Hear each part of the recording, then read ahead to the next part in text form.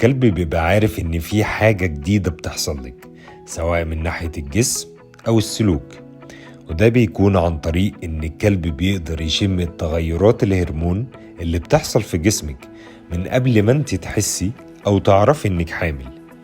كمان ريحة الجسم بتتغير ومستوى الهرمون الأستروجين بيزيد، ده كله الكلب بيقدر يعرفه مجرد بس لما يشمك.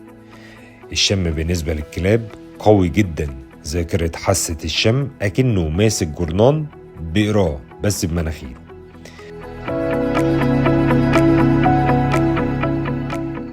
الكلب بيتصرف تصرفات مختلفة جدا، ده بيعتمد على حسب شخصيته، ممكن يكون بيخاف أو بيلعب أو بيهجم حسب شخصيته، من حيث كمان الجينات الوراثية بتاعته، ولو عنده برضه خبرات في الموضوع ده، يعني شافك مثلا قبل كده ولدتي فعنده خبرة باللي بيحصل لك.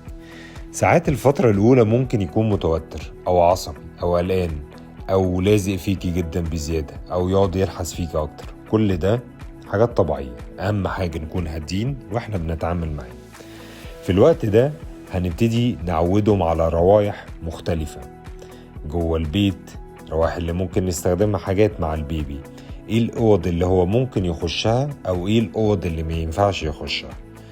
ممكن كمان نشغل فيديوهات لبيبي يكون بيعيط او بيصوت. كل الحاجات دي بتعود الكلب على الاكسبيرينس، ان هو ياخد الخبرة ازاي يعرف يتعامل في وجود طفل. كل ده بنعمله يفضل قبل ما بيجي الطفل بفترة طويلة او اول ما تعرفي انك حملتي. كمان كتاب رحلة مع كلبك موجود على الويب سايت، يقدر يساعدك اكتر في الموضوع ده.